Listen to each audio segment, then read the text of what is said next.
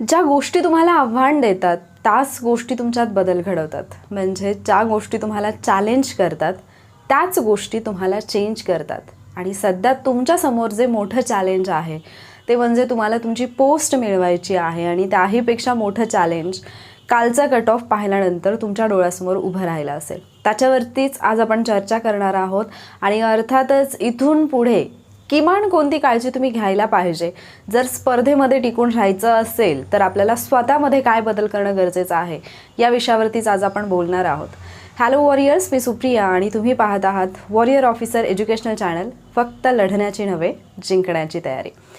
तर कालचा cut off आला आणि त्याच्यानंतर एकच चर्चा सगळ्या मार्केटमध्ये की PSIचा कट ऑफ एवढा हाय गेला. अर्थातच खूप लोकांनी प्रेडिक्ट केलं होतं. ज्यावेळेला पेपर झाला आणि पेपर झाल्यानंतर म्हणजे इवन 90 डेज चॅलेंज त्यावेळेला मी घेतलं होतं ऑक्टोबरमधल्या एक्झामसाठी. आणि ज्यावेळेला एक्झाम झाली त्याच्यानंतर मी आय थिंक व्हिडिओमध्ये पण बोलले होते की पेपर तितका अवघड नव्हता. इवन चॅलेंजमधल्या स्टुडंटना पण मी दाखवलं की आपण जे केलेलं आहे त्याच्यातूनच प्रश्न आलेले आहेत. पण तरीसुद्धा काही लोक असं म्हणत होते की नाही, पेपर फार डिफिकल्ट होता आणि एवढा हाय मेरिट जाणार नाही. पण मेरिटबद्दल मी बोलले नव्हते, कट ऑफबद्दल मी बोलले नव्हते. पण पेपर इझी होता हे कोणालाही मान्य करावं लागेल. कारण अर्थातच सिलेबस चेंज होणार होता. त्याच्यामुळे जनरली तुम्ही पाठीमागे जाऊन जरी पाहिलं तर ज्या वेळेला सिलेबस चेंज होतो त्याच्या आधीचे पेपर हे तुलनेने इझीच असतात. मात्र आत्ता जो एक महत्त्वाचा मुद्दा येतो तो म्हणजे जर PSI 52+ जात असेल, म्हणजे आत्तापर्यंत आपल्याला इतकंच माहिती होतं की जर तुम्हाला PSI व्हायचं आहे तर 45-46 मार्क्स घेणं गरजेचं आहे जर तुम्ही ओपन जनरल कॅटेगरीमध्ये असाल तर. आणि मुलींसाठी तर 36-37 अगदी 40पर्यंतचा आकडा सेफ होता. पण यावर्षी जर तुम्ही पाहिलं तर मुलांचं जे मेरिट आहे ते 52.25 आणि मुलींचं मेरिट 45.25 इतकं गेलेलं आहे. म्हणजेच मुलींचं मेरिट हे मुलांच्या मेरिट इतकं लागलेलं आहे. तसंही 2021चं सुद्धा 48च्या आसपास कट ऑफ होता. त्यामुळे त्यावेळेला सुद्धा पहिल्यांदाच हाय गेलेला होता कट ऑफ. हा हायेस्ट असेल 2023ला जी तुम्ही एक्झाम दिलेली आहे एप्रिलमध्ये, त्या एक्झामचा एवढा जास्त कट ऑफ लागणार नाही असा माझा तरी अंदाज आहे. मात्र कट ऑफ किती लागेल याच्यावरती बोलण्यापेक्षा हा कट ऑफ वाढतोय, ही स्पर्धा वाढते, याच्यामध्ये आपण टिकून राहायचं तर काय करायचं याच्यावरती बोलणं जास्त गरजेचं आहे. एक वस्तुस्थिती ही पण आहे की खूप सगळ्या एक्झाम आहेत MPSCद्वारे कंडक्ट केलेल्या ज्यांचे रिझल्ट पेंडिंग आहेत. सो ते जे विद्यार्थी आहेत ज्यांनी ऑलरेडी प्री क्लिअर केलेली होती, मेन्स क्लिअर केलेली आहे, ज्यांचा अभ्यास तगडा आहे, असे विद्यार्थी पुन्हा एकदा प्रीच्या स्पर्धेमध्ये आहेत आणि त्याच्यामुळे कट ऑफ वाढलाय. ही फॅक्ट आहे, आपण ती नाकारू शकत नाही. पण त्यासोबत तुम्ही ही पण गोष्ट लक्षात घेतली पाहिजे की ज्या विद्यार्थ्यांमुळे कट ऑफ वाढतोय किंवा ज्या विद्यार्थ्यांना इतके जास्त गुण पडत आहेत त्यांनी पण अभ्यासच केलेला आहे. आणि त्या स्पर्धेत तुम्हाला टिकायचं असेल तर तुम्हाला पण अभ्यास करावा लागणार आहे. तुमच्या अभ्यासाचं स्टँडर्ड तुम्हाला वाढवावं लागणार आहे. ही अगदी कॉमनवाली गोष्ट आहे आणि तीच आपण मान्य करायला तयार नसतो. आपलं पूर्ण लक्ष याच्यावरती असतं की आधीचे रिझल्ट पेंडिंग आहेत आणि म्हणून कट ऑफ वाढत आहे. पण आपण पण त्या स्पर्धेमध्ये जर उतरायचं तर आपण तितका अभ्यास करणं गरजेचं आहे, हे आपण स्वतःला समजवायला तयार नसतो. आपलं म्हणणं इतकंच असतं की कट ऑफ 45च्या आत लागला पाहिजे PSIचा आणि आम्ही क्वालिफाय झालो पाहिजे. आपला प्रयत्न हा कधीच नसतो की माझा स्कोर कसा वाढेल आणि तो कट ऑफ पार कसा करेल. आपला प्रयत्न हा असतो की बाकीच्या काय गोष्टी आहेत ज्या कट ऑफवरती परिणाम करत आहेत त्या मला शोधायच्यात आणि त्या कशा दूर करता येतील. म्हणजे मग तुम्ही रेशो वाढवा किंवा मग जे आहेत म्हणजे प्रीला ऑप्टिंग आउट द्या. मी याच्यात कोणालाही चुकीचं म्हणत नाही आहे, मी फक्त तुम्हाला आत्मपरीक्षण करण्यासाठी सांगते. कारण असे लोक म्हणजे तुम्ही जर कालपासून आपल्या चॅनलवरती पाहिलं असेल टेलिग्राम चॅनलवरती तर 90 डेजमधले कितीतरी वॉरियर्स आहेत जे इकडे आता प्री क्वालिफाय झालेले आहेत. त्यांचे स्क्रीनशॉट मी काही जणांचेच शेअर केलेले आहेत, सगळ्यांचे शेअर केलेले नाही आहेत. पण 90 दिवसाच्या बॅचमध्ये आपण प्री क्वालिफाय करू शकतो इतकं तरी तुम्हाला समजायला हवं. कारण जे 90 डेजमधले स्टुडंट होते त्यांनी खरंच त्याच्यापैकी काही स्टुडंट असे आहेत ज्यांनी केवळ 90 दिवसांचा अभ्यास केला. अर्थात तुमचं थोडंफार आधीचं नॉलेज असतंच, असं तर नाही की तुम्ही अगदी क ख ग घ शिकलात इकडे येऊन. मात्र तुमचा अभ्यास जर योग्य दिशेने असेल तरी तुमच्याकडे जर कमी कालावधी असेल तरीही तुम्ही क्वालिफाय होऊ शकता. फक्त MPSCमध्ये जे मी सुरुवातीपासून सांगत आले काय करायचं हे तुम्हाला 1000 लोक सांगतात, काय करायचं नाही हे कळणं जास्त गरजेचं आहे.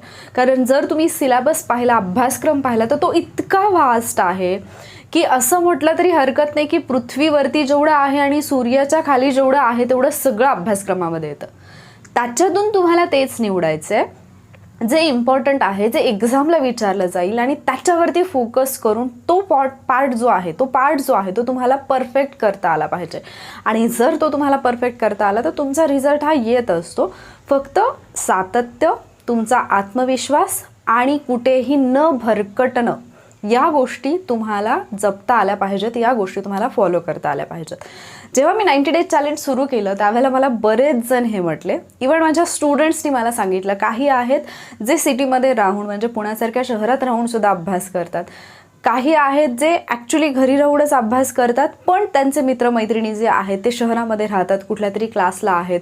आणि मला 1-2 स्टुडंटनी असं सांगितलं की मोठ्या क्लासवाले जे एक शिक्षक आहेत ते असं म्हटलं की एकटी मुलगी नाही शिकवू शकत, ही काय शिकवणार आहे, म्हणजे काय क्वालिटी कंटेंट देणार आहे मुलांना. मी माझा मोठेपणा सांगत नाही आहे, पण मी तुम्हाला इतकं नक्कीच सांगू शकते की जे तुम्हाला मी 1000 रुपयांमध्ये 1200 रुपयांमध्ये देण्याचा प्रयत्न केला त्याच्यासाठी तुम्ही 20-20 हजार रुपये खर्च करता. आणि मी कुठेही आत्तापर्यंत तुम्ही पहा, तुम्हाला वॉरियर ऑफिसरची जाहिरात, कुठेही प्रमोशन, दुसऱ्या कुठल्या तरी क्लासवाल्यांनी तुम्हाला म्हणजे मी सांगितले त्यांना की माझ्या क्लासचं किंवा चॅलेंजचं प्रमोशन करा, असं कुठेही तुम्हाला आढळणार नाही. ज्या स्टुडंटनी लेक्चर पाहिले, ज्यांना माझी लँग्वेज समजते, त्या स्टुडंटनी ॲडमिशन घेतलं, त्यांनी त्यांचं फॉलो केलं आणि सगळ्यात महत्त्वाचं म्हणजे त्यांनी प्रामाणिक मेहनत घेतली. जे सांगितलं ते त्यांनी केलं, त्या गोष्टी त्यांनी फॉलो केल्या. त्यांनी क्वेश्चन पेपर सोडवले, त्यांनी त्याचं ॲनालिसिस केलं, त्यांनी त्याचं डिस्कशन केलं, त्याची परत एकदा रिव्हिजन केली. या सगळ्या गोष्टी त्यांनी फॉलो केल्या. क्वेश्चन पेपर सोडवताना कुठले रूल्स फॉलो करायचे ते त्यांनी फॉलो केले, म्हणून त्यांचा स्कोर इतका आहे. काही स्टुडंट आहेत अगदी 0.25नी रिझल्ट केलेला आहे, त्यांनी आन्सर शीट प्लस जो रिझल्ट आहे, कट ऑफ आहे, तो सेंड केला की मॅम माझा स्कोर एवढा होता पण मी 0.25नी गेलो. म्हणजे इथे तुम्हाला एका चुकीच्या प्रश्नाची किंमत काय आहे ते सुद्धा कळते आणि एका बरोबर प्रश्नाची किंमत काय आहे हे सुद्धा कळते. आणि मी सगळ्यात पहिली गोष्ट जी सांगते ती हीच की तुम्ही चुका कमीत कमी केल्या पाहिजेत. सो जे कोण असं म्हणत होते की 90 दिवसात काय होतं आणि एकटी मुलगी काय करणार, मी एकटी नव्हतेच आणि मी एकटी काहीच करत नव्हते. हे सगळं तेच करत होते ज्यांना पोस्ट मिळवायची आहे, ज्यांना अभ्यास करायचा आहे. आता तुमच्यापैकी बऱ्याच जणांना असंही वाटेल की केवळ प्री पास झाले त्यात काय एवढं मोठं, पण केवळ प्री पास करण्यासाठीच काही लोक 4-4, 5-5 वर्ष घालवतात आणि अगदी गावाकडे असणारी आपल्या बापाची जमीनसुद्धा विकतात, अशी उदाहरणंसुद्धा डोळ्यासमोर आहेत. ॲटलिस्ट असं काही न करता आपलं घरची जबाबदारी सांभाळत आपला अभ्यास करत सेल्फ स्टडी करून जर मुलं पोस्ट काढू शकत असतील, प्री क्वालिफाय करतायत, त्यांना जर प्रीचा टप्पा पार करता आला तर ते 100% मेन्सचा टप्पा पार करतील, हा माझा तरी विश्वास आहे. बाकी दुनिया काय म्हणते याच्याशी कधीही मला घेणं देणं नव्हतं. ना 90 डेजवाले स्टुडंट नव्हतं, ना 100 डेजवाले स्टुडंट नव्हतं, कारण त्यांना फक्त इतकंच माहिती आहे आपण आपलं काम करत राहायचं. जेव्हा आपला रिझल्ट येतो त्यावेळेला हीच दुनिया जी आज आपल्याला नावं ठेवते तीच उद्या येऊन आपला जय जयकार करत असते. मग 90 दिवसात काय होऊ शकतं हे तुमच्यासमोर आहे. आता तुम्हाला ठरवायचं आहे की उरलेल्या कालावधीमध्ये जर तुम्ही 2024ची पोस्ट टार्गेट करत असाल किंवा 2023चा तुमचा स्कोर जो आहे तो जर सेफ असेल तर तुम्हाला काय करायचं आहे, म्हणजे मेन्सचा अभ्यास करायचा आहे की इकडच्या तिकडच्या गप्पांमध्ये रंगायचं आहे की 10 मार्ग बदलायचे आहेत, इकडं जाऊन बघतो अरे नाही इथे तर रस्ता खराब आहे, मी दुसरीकडे येणार आहे, मी रस्ता चुकलो परत येईन, हे करत बसायचं आहे. हे तुम्हाला डिसाईड करायचं आहे. वेळ तुमच्या हातात कितीही असू द्यात.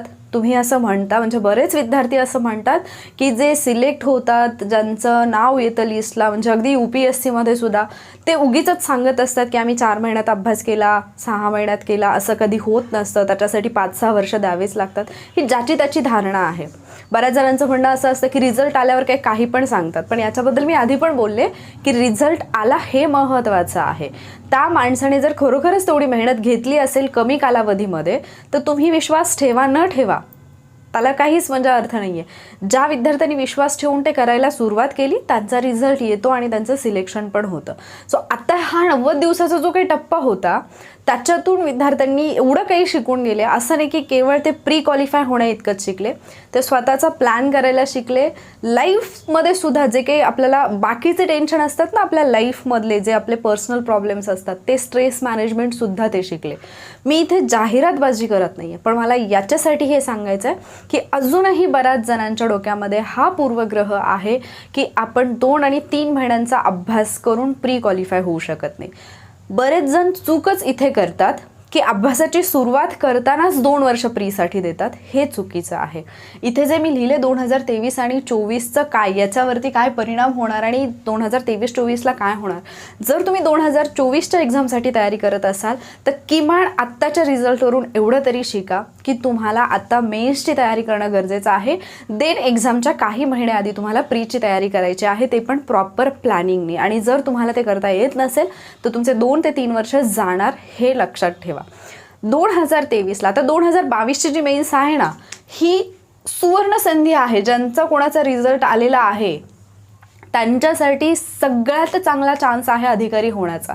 कारण 2023ला सिलेबस बदलला आहे. जो तुम्ही पूर्व परीक्षेला अभ्यास करता, तो अभ्यास करता करताच तुमच्या नाकी नऊ येतात की अरे इतिहास पण वाचायचं आहे, विज्ञान पण वाचायचं आहे, भूगोल पण वाचायचं आहे, अर्थशास्त्र वाचायचं आहे, केवढं सगळं वाचायचं आहे, राज्यघटना आहे, बरंच काही आहे.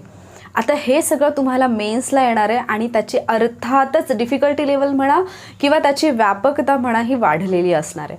त्याच्यामुळे तुम्ही जर आत्ता प्री क्वालिफाय झाला असाल तर नशीब समजा आणि मेन्सचा एवढा चांगला अभ्यास करा की 2022मध्येच तुम्ही मेन्स, म्हणजे 2022ची जी मेन्स आहे तीच तुम्ही क्वालिफाय केली पाहिजे. कारण इकडे तुम्हाला PSIसाठी तर सगळ्यात बेस्ट वे आहे चांगले मार्क्स मिळवण्यासाठी. त्यामुळे हा चान्स तुम्ही घालवू नका. ठीक आहे. आता पुढचा मुद्दा येतो तो म्हणजे स्पर्धा वाढत चालली आहे का. तर अर्थातच याचं उत्तर हो असं आहे.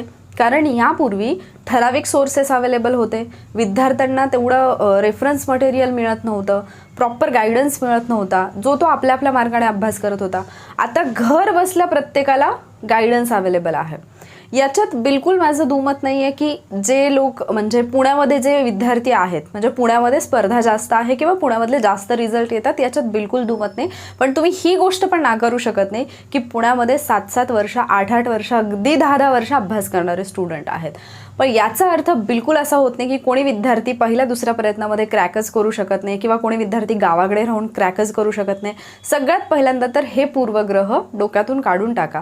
कारण रेशो जर तुम्ही पाहिला, म्हणजे गावाकडे स्टडी करून हे करणारे, म्हणजे स्टडी करणारे आणि तयारी करणारे विद्यार्थी कमी असतील तर त्याच्यासोबतचा जर रेशो पाहिला पासिंगचा आणि पुण्यामध्ये जेवढे नंबर ऑफ स्टुडंट्स आहेत आणि त्याच्या तुलनेत रेशो पाहिला तर तुमच्या लक्षात येईल की खरंच म्हणजे स्पर्धा आहे का, तयारी आहे का, की मुलांची क्वालिटी आहे का.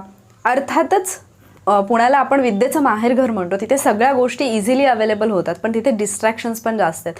माझं बिलकुल असं म्हणणं नाही की तुम्ही पुण्याला जाऊ नका. फक्त माझं एवढंच म्हणणं आहे की तुम्ही कुठेही जा, कुठेही राहा, तुम्ही अभ्यास कसा करता याच्यावरती तुमचा रिझल्ट अवलंबून असतो. तुम्ही पुण्यामध्ये जरी गेलात, तुम्ही कितीही नामांकित क्लासला गेलात तरी तुम्ही जर अभ्यास केला नाही तर कुठलाही क्लास तुम्हाला पास होण्यासाठी हेल्प करू शकत नाही. तिथे राहूनही जर तुम्ही प्रामाणिकपणे अभ्यास करत असाल तर तुमचा रिझल्ट 100% येतो आणि गावी राहूनही जर तुम्ही प्रॉपरली गायडन्स घेऊन करत असाल तर तुमचा रिझल्ट येतो. स्पर्धेची भीती बाळगायची की आपल्या अभ्यासावरती फोकस करायचा आणि डेली स्वतःला कसं बेटर बनवता येईल याचा विचार करायचा, हा तुमचा प्रश्न आहे. मी काल एक स्क्रीनशॉट शेअर केला होता एका वॉरियरचा. एका मुलीने मला मेसेज केला होता की मॅम मी खेडेगावात राहून तयारी करते, माझा स्कोर इतका आहे आणि मी खेडेगावात राहत असल्यामुळे मला स्पर्धेची कल्पना नाही आहे, तर माझं सिलेक्शन होईल का. आणि मी तिला रिप्लाय दिलेला की स्पर्धेचा विचार करू नका, तुम्ही तुमचा 100% द्या, तुमचा रिझल्ट 100% येईल. आणि काल तिचा मला रिप्लाय आला की मॅम माझा रिझल्ट आला आहे आणि आता मेन्ससाठी सुद्धा मला अपेक्षा आहे की तुम्ही गाईड कराल. तिचा मेसेज वाचला तर मला खरंच खूप छान वाटलं. आणि इवन जे स्क्रीनशॉट मी तुमच्यासोबत शेअर केले त्याच्यात जर तुम्ही पाहिलं तर मोस्ट ऑफ द स्टुडंट जे आहेत ते खेडेगावात राहून सेल्फ स्टडी करून त्यांनी प्री क्रॅक केलेली आहे. सो तुम्हाला जर असं वाटत असेल की माझ्याच्यानी होणार नाही तर पहिल्यांदा हा न्यूनगंड, ही भीती मनातून काढून टाका. स्पर्धेचा विचार करा, पण तो कुठे करा. जर तुम्ही टाइमपास करत असाल, जर तुम्ही तुमचा 100% देत नसाल तर तिथे विचार करा की अरे स्पर्धा खूप आहे. पण जर तुम्ही मेहनत करत असाल, तुम्ही डेली स्वतःतल्या चुका सुधारून स्वतःला बेटर करत असाल तर ही जी स्पर्धा आहे त्या स्पर्धेचा तुम्ही एक भाग आहात आणि तुम्ही इतरांसाठी कॉम्पिटिशन आहात. हा कॉन्फिडन्स स्वतःमध्ये ठेवा आणि तयारी करा. दुसरा मुद्दा, आता 2023-24 पासून अजून अवघड पेपर होणार का. तर अर्थातच ही प्रोसेस थोडी अवघडच होणार आहे. अगेन जसं 2022च्या बाबतीत झालं की 2020 ते 2021 ते रिझल्ट पेंडिंग आहेत आणि ते स्टुडंट इकडे प्रीला आले. सो त्यांनी अर्थातच प्री दिली आहे, मेन्स दिली आहे, त्यांना एक्सपिरियन्स आहे, त्यांचा अभ्यास थोडा जास्त आहे आणि त्यामुळे ते विद्यार्थी इकडे आले. पण असंही बऱ्याचदा होतं की 2-2, 3-3 मेन्स दिलेल्या विद्यार्थ्याला प्री निघत नाही. हे सुद्धा होतं, ही सुद्धा फॅक्ट आहे. म्हणजे नाण्याला जशा 2 बाजू असतात तसं या क्षेत्रात पण दोन्ही गोष्टी आहेत. पण इथे अरे मेन्सवाले स्टुडंट इकडे आले म्हणून माझं काहीच होणार नाही असा विचार करू नका. माझा स्कोअर कसा वाढेल आणि मला माझा 100% कसं देता येईल याच्यावरती विचार करा. तर 2022चे जे पण PSI क्वालिफाय झालेले आहेत, अर्थात स्पेसिफिकली आपले 90 डेजवाले असतील किंवा जे ऑलरेडी PSIच्या वॉरियर टीममध्ये आहेत, म्हणजे जो काही मेन्सचा ग्रुप आहे त्याच्यामध्ये आहेत, तर त्यांच्यासाठी आपण क्वेश्चन आन्सर सुरू करतो. आणि जे 90 डेजमधले आहेत त्यांना जर आवश्यकता वाटत असेल तर अर्थात मेन्ससाठीचा चॅलेंज, त्याच्यामध्ये पेपर 1साठी मराठी इंग्लिशचं सेपरेट अँड पेपर 2साठीचं म्हणजे कायद्यांसाठीचं सेपरेट असं चॅलेंज मी जे ऑलरेडी घेतलेलं होतं 65 डेजसाठी. तर डिसेंबरमध्ये एक्झाम होणार होती, ती झाली नाही. आता एक्झाम अर्थातच होईल कारण रिझल्ट आला आहे. सो त्याच्यासाठीचं जे चॅलेंज आहे ते मी लवकरच घेऊन येईन. त्यामुळे जर तुम्हाला तुमची कन्सिस्टन्सी कंटिन्यू करायची असेल तर तुम्ही तिथे जॉईन करू शकता. अपडेट मी लवकरच देईन. आता मुद्दा येतो की या कट ऑफवरून काय शिकायचं. या कट ऑफवरून इतकंच शिकायचं की जरी 2023चा कट ऑफ याच्या खाली आला म्हणजे तो येईलच, ठीक आहे, 2023चा कट ऑफ याच्या खाली येईलच.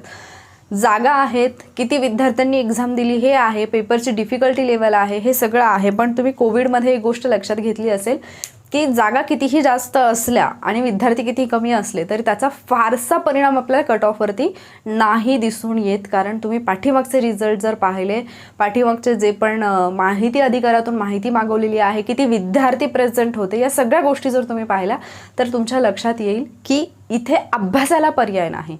बाकीच्या गोष्टी अर्थात तुम्ही एकमेकांना सहकार्य करा, जे काही ट्विटर वॉर असेल त्याच्यामध्ये पार्टिसिपेट करा, सगळ्या गोष्टी आहेत.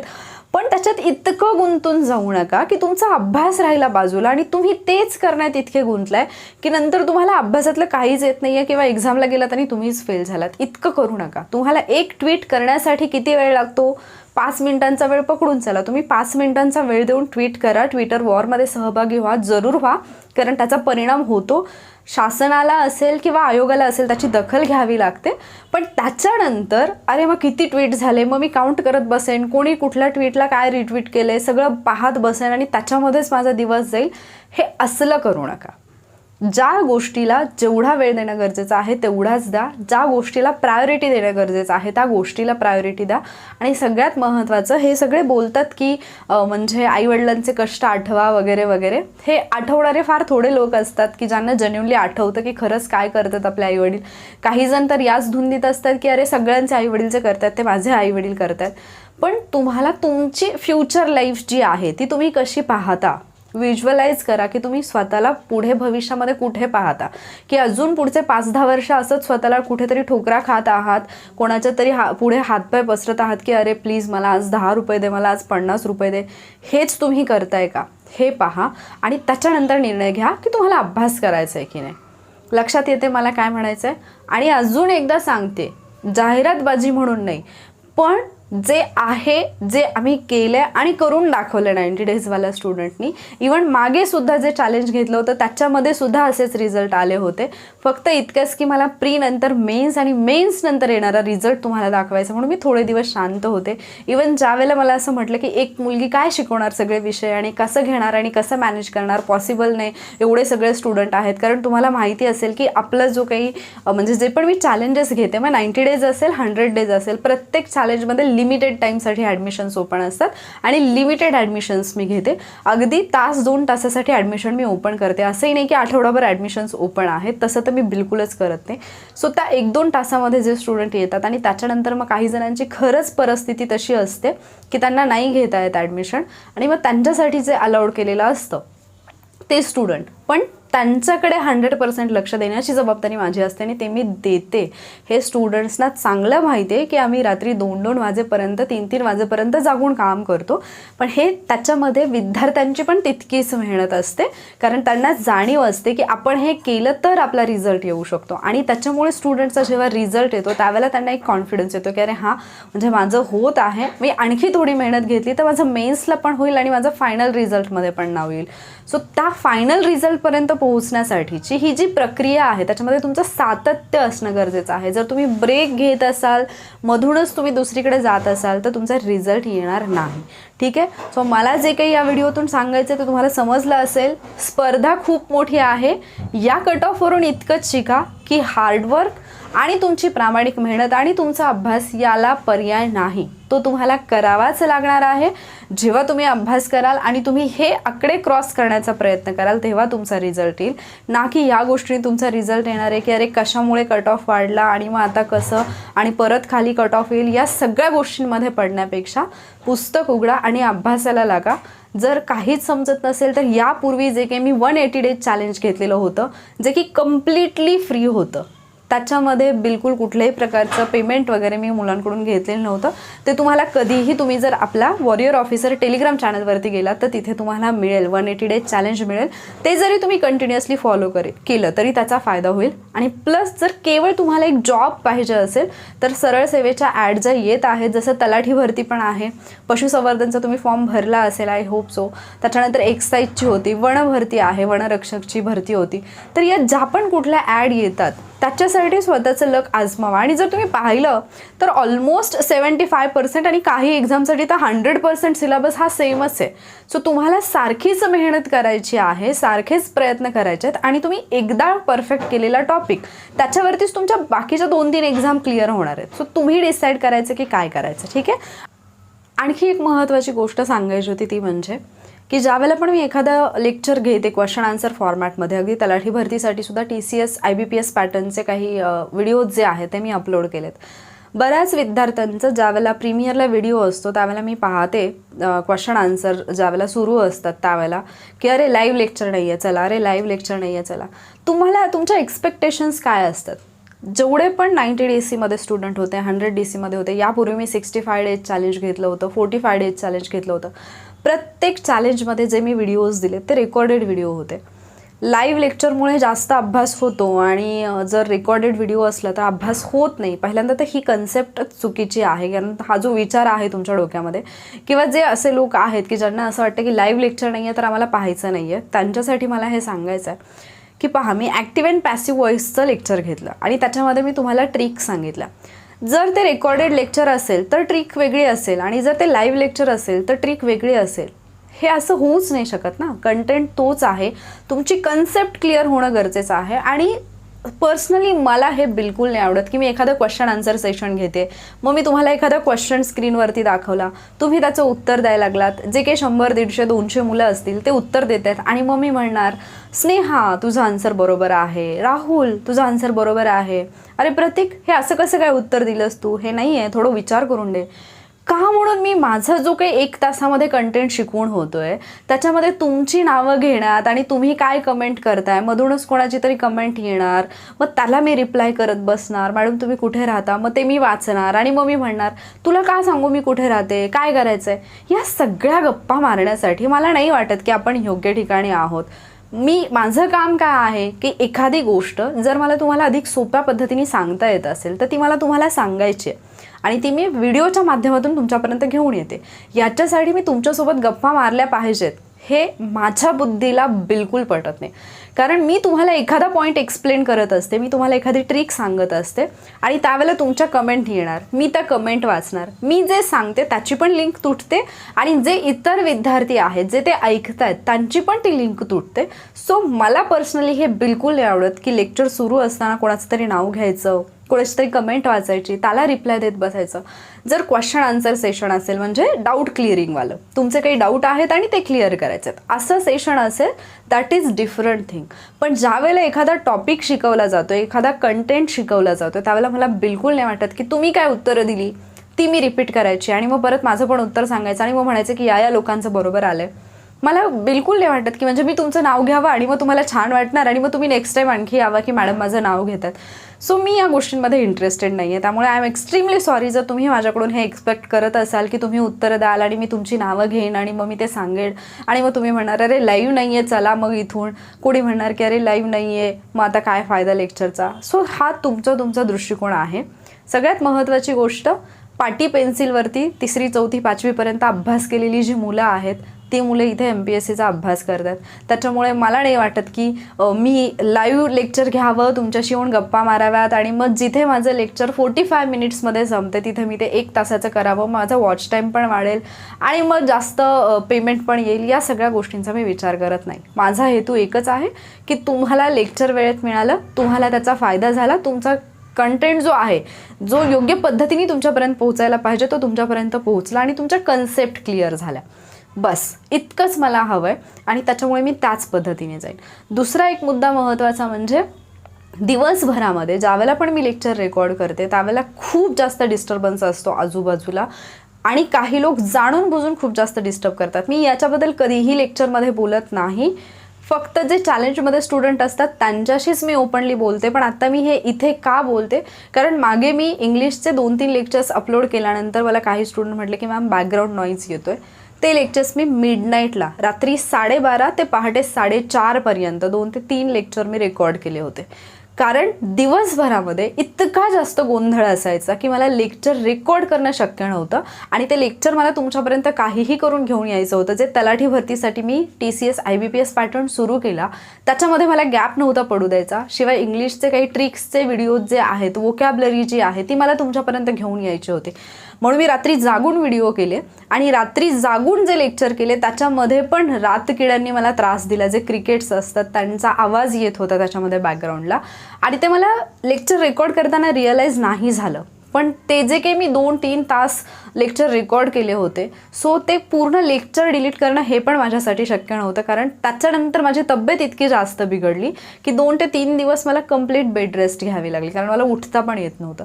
सो या ज्या काही गोष्टी असतात, तुम्ही म्हणाल तुमचे प्रॉब्लेम सांगत बसला, मी माझे प्रॉब्लेम सांगत नाही बसत. हे मी त्या स्टुडंटसाठी सांगते जे जेन्युनली मला फॉलो करतात, ज्यांना जेन्युनली असं वाटतं की मॅडमनी जे शिकवले ते मला समजतं आणि ज्यांनी आत्तापर्यंत टिप्स ज्या मी सांगितलेल्या आहेत, स्टडी टिप्स असतील, काही स्ट्रॅटेजी असेल ती फॉलो करून ज्यांना फायदा झाला आहे, ज्यांचा रिझल्ट आला आहे किंवा ज्यांना अशी खात्री आहे की माझा रिझल्ट नक्की येईल, त्या स्टुडंटसाठी सांगते. कारण आत्तापर्यंत जेवढी पण मेहनत मी घेते किंवा जे पण मी करते त्याच्यासाठी तुम्ही लोक माझ्यासाठी एक मोटिवेशन आहात म्हणून हे सगळं बोलते. आता हे लेक्चर थोडं लेंदी झालं किंवा हा बाकीचा पार्ट आला, पण हा तुमच्यापर्यंत पोहोचवणं पण गरजेचं आहे कारण त्याच्यामुळे तुम्हाला समजेल की हा समोरचा माणूस पण आपल्यासाठी मेहनत घेतोय. दुसरा मुद्दा, आत्ता जेवढं काही मी सांगितलं या सगळ्याचं इम्प्लिमेंटेशन तुम्हाला 2024ची जर कंबाईन तुम्ही देणार असाल तर तिथे करायचं आहे.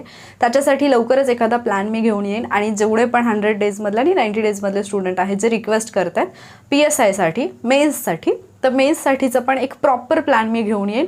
मला नेहमीच मी जसं तुम्हाला सांगते घाईघाईमध्ये कुठली गोष्ट करायला आवडत नाही कारण मी उद्याच बॅच चालू करणार आणि मग तुम्ही खुशी खुशी जॉईन करणार आणि मग परत नंतर सगळंच ओबड धोबड होणार. कारण मी खूप लोकांचे रिप्लाय असे फीडबॅक मी ऐकते की मॅम मी घेतलं तिकडे ॲडमिशन पण नंतर असं झालं आणि मग ते रिग्रेट झालं. मी कोणाला नावं नाही ठेवत आहे, पण जर तुमचा प्रॉपर प्लॅन नसेल तर हे होतं. आणि कुठलंही चॅलेंज आत्तापर्यंत मी घेतलेलं असेल तर मी ते प्राऊडली सांगू शकते की कुठल्याही चॅलेंजमध्ये ठरलेल्या म्हणजे ज्या दिवशी जो काही प्लॅन ठरलेला आहे तो आत्तापर्यंत कधीही माझ्याकडून मिस नाही झाला. जे मुलांना ज्या दिवशी टार्गेट सांगितले त्या दिवशी त्याचं लेक्चर मी दिलेलंच आहे. ज्या दिवशी मी सांगितलं डिस्कशन घेईन त्यावेळेला मी घेतलेलंच आहे. ज्यावेळेला सांगितले की आज तुम्हाला ही गोष्ट प्रोव्हाइड केली जाईल ती केलेलीच आहे. आणि टार्गेट द्यायला सुद्धा आत्तापर्यंत मी कधीही चुकलेले नाही आहे. डेली टार्गेट्स मी दिलेत कारण मी एक प्रॉपर प्लॅन करते, देन तो इम्प्लिमेंट करते आणि म्हणूनच एकटी मी हे सगळं करू शकते. एकटी इन द सेन्स ॲटलिस्ट टीचिंगचा जो पार्ट आहे तो मी एकटी हँडल करते. सो ज्यांना असं वाटतं की एकटी मुलगी काय करणार, अरे बहुत कुछ कर सकती है, देखोगे आप. आत्ता तर प्रीचा रिझल्ट आला, अजून मुलांचे मेन्सचे रिझल्ट यायचे आहेत आणि ते जेव्हा येतील त्यावेळेला तीच मुलं सांगतील की हां एकटी मुलगी काय करू शकते. सो ते थोडंसं कुठेतरी लागलं होतं म्हणून कदाचित ते 2-3 वेळा माझ्याकडून रिपीट झालं असेल. But not an issue. जे आपले वॉरियर्स आहेत, जे कनेक्टेड आहेत माझ्याशी खूप चांगल्या पद्धतीने, त्यांना समजलं मला काय म्हणायचं आहे. आत्ता फक्त एक गोष्ट लक्षात ठेवा, याच्यावरून खूप काही शिका, याच्यावरून गहाळ राहू नका. 2023ला काय झालं तुमच्या एक्झामचं मला माहिती नाही, पण 2024ची जी एक्झाम असेल आत्तापासून प्रॉपरली तयारी आणि बिलकुल गॅप न पडता सातत्य ठेवून जर तुम्ही केलं तर तुमचा रिझल्ट 100% येईल. फक्त बदलत्या सिलेबसनुसार, बदलत्या पॅटर्ननुसार स्वतःमध्ये चेंजेस करायला शिका. एकच जे आहे रहाट गाडगं ते चालू ठेवू नका आणि ऐकावे जनाचे करावे मनाचे. 10 लोक 10 वेगवेगळ्या पद्धतीने सांगतात, त्याच्यातून एकच मार्ग शेवटी काढायचा आणि तो फॉलो करायचा. 10 जण जे सांगतात ते प्रत्येकजण आपल्या एक्सपिरियन्सनुसार सांगत असतात आणि प्रत्येकाचा एक्सपिरियन्स सारखाच असला पाहिजे असं तर आपण म्हणू नाही शकत. त्या प्रत्येकामधून जे काही तुम्हाला शिकण्यासारखं आणि योग्य वाटते ते घ्या. असंही नाही म्हणत मी की इग्नोर करा सगळ्यांना, नाही, सगळ्यांचं ऐका आणि त्याच्यातून स्वतःचा एक प्लॅन निर्माण करा आणि त्याच्यानुसार फॉलो करा. तुम्ही 10 जणांनी सांगितलं म्हणून 10 मार्गाने जाण्याचा प्रयत्न कराल तर शेवटी कुठेच नाही पोहोचणार. 10 जणांकडून ऐका, त्याच्यावरती विचार करा, त्याच्यातून एक काहीतरी ठोस असं निर्माण करा आणि त्याच्यावरती चाला आणि त्याच्यावरती टिकून राहा. असं नका करू की परत कोणीतरी येऊन भेटला आणि मधूनच तुम्ही मार्ग सोडून दिला, कारण असे लोक कुठेच पोहोचत नाहीत. खूप चांगली चांगली उदाहरणं माझ्या डोळ्यासमोर आहेत, ज्यांनी सुरुवात तर खूप मोठ्या स्वप्नांपासून केली होती, पण आत्ता ते काहीच नाही, फक्त पश्चाताप करत आहेत. सो किमान पश्चातापाची वेळ आपल्यावरती येऊ नये याची काळजी घ्या. ठीक आहे. 2024साठी जर काही घेऊन यायचं असेल तर अर्थातच मी आपल्या चॅनलवरती तुम्हाला कळवेनच. त्यासोबतच तलाठी भरतीसाठी डेली स्टडी टार्गेट्स मी देत आहे आपल्या टेलिग्राम चॅनलवरती. लिंक डिस्क्रिप्शनमध्ये मिळेल, तिथून आपला टेलिग्राम चॅनल जॉईन करून घ्या. आणि त्यासोबतच तलाठी भरतीसाठीचे व्हिडिओजसुद्धा मी इकडे तुम्हाला अवेलेबल करून देत आहे आपल्या चॅनलवरती, वॉरियर ऑफिसर यूट्यूब चॅनल, तर तो पण फॉलो करा. आणि मराठी इंग्लिशसाठी लवकरच एक चॅलेंज घेऊन येईन, जिथे म्हणजे मराठीसाठी सेपरेट आणि इंग्लिशसाठी सेपरेट घेईन. आणि जे ऑलरेडी मराठी इंग्लिश चॅलेंजमध्ये आहेत त्यांना पण सांगायचं की केवळ 1-2 दिवस तुम्हाला रिव्हिजनसाठी आता आहेत. सिलेबस सगळा झाला आहे, आता इथून पुढे केवळ vocabulary and then question answer इतकंच होईल. म्हणजे प्रश्नपत्रिका ज्या असतील, क्वेश्चन पेपर सॉल्विंग आणि ॲनालिसिस, ते तुमचं सुरू होईल, ज्याच्यातून तुमचं मराठी इंग्लिश एकदम परफेक्ट होईल. तुम्ही कुठलीही एक्झाम देत असाल तरीसुद्धा त्या एक्झामची तयारी तुमची तिथून होईल. ठीक आहे. सो तुमचा फीडबॅक आणि तुमची रिक्वायरमेंट म्हणजे तुम्हाला काय वाटतं हे मला नक्की कळवा. जर तुम्हाला असं वाटत असेल की आणखी कुठल्या एक्झामसाठी मी तुम्हाला काही हेल्प करू शकत असेल तर तसंसुद्धा मला कळवा. आणि तलाठी भरती जर फॉर्म भरला असेल, जर एक्झाम देणार असाल तर फुल फोकसनी तेच करा. एक काहीतरी टार्गेट ठेवा आणि ते फॉलो करा. जर तुम्ही तलाठी भरती किंवा इतर कुठली एक्झाम, जसं मी सांगितलं पशुसंवर्धनची ॲड आली होती, वनरक्षक आहे, एक्साईजची आहे, ज्या पण कुठल्या ॲड आहेत, ज्या पण कुठल्या एक्झाम तुम्ही देणार आहात तर त्याच्यामधला कॉमनवाला पार्ट काढा. आणि तसंही 2024साठी तुम्ही डिरेक्टली आत्तापासून प्रीचा अभ्यास करणार नाही आहात. सो तिथे जो काही मेन्सला पार्ट आहे पेपर 1 आणि इकडचा मराठी इंग्लिश, तर हे कॉमनच आहे. सो ते करताना एकदाच परफेक्ट करा, म्हणजे तिकडे तुम्हाला हेल्पफुल राहील. आणि जर राज्यसेवा टार्गेट असेल तर कम्प्लीट फोकसनी राज्यसेवा करा. हे मी तुम्हाला खूप प्रामाणिकपणे सांगते, कारण तिकडे तुमचा मेन्सचाही आणि प्रीचाही सिलेबस खूप वास्ट आहे. तुम्हाला खूप जास्त मेहनत घ्यावी लागणार आहे. त्यामुळे जर ते करायचं असेल तर त्याचाच एक प्रॉपर प्लॅन बनवा आणि तो फॉलो करा. तुम्ही कंबाईंडला असं करू शकाल की प्री झाल्यानंतर सुद्धा मेन्सचा अभ्यास करून मेन्स काढाल, राज्यसेवेला पण काढू शकाल, पण ते खूप डिफिकल्ट आहे, कारण त्याला खूप जास्त मेहनत घ्यावी लागते. पेपर जास्त आहेत, सिलेबस जास्त आहे आणि आता ते लास्ट चान्स आहे म्हणजे तुम्हाला हे देण्याचा ऑप्शनल, म्हणजे जे आपले डिस्क्रिप्टिव्ह जो आहे तो 2025पासून लागू होईल. ऑब्जेक्टिव्ह टाईपचे क्वेश्चन आहेत तर ते तुम्हाला आता 2024पर्यंतच लास्ट चान्स आहे. त्यामुळे जर ते टार्गेट असेल तर त्या पद्धतीने तुमची तयारी असणं गरजेचं आहे. ठीक आहे. सो लवकरच भेटूयात पुढच्या व्हिडिओमध्ये, जिथे तुम्हाला प्लॅन मिळेल, जिथे तुम्हाला आणखी बऱ्याचशा हेल्पफुल गोष्टी मिळतील आणि तलाठी भरतीसाठी खूप हेल्पफुल व्हिडिओज मिळतील. सो तुम्ही जर चॅनलवरती नवीन असाल तर चॅनलला सबस्क्राईब करा आणि बेल आयकॉनसुद्धा क्लिक करून ठेवा, जेणेकरून पुढच्या लेक्चरचं नोटिफिकेशन तुम्हाला वेळेत मिळेल. आणि खूप सगळ्या इम्पॉर्टंट गोष्टींसाठी, अभ्यासाशी रिलेटेड गोष्टींसाठी आपला टेलिग्राम चॅनल नक्की जॉईन करा. लिंक डिस्क्रिप्शनमध्ये मिळेल. भेटूयात लवकरच पुढच्या लेक्चरमध्ये. थँक्यू.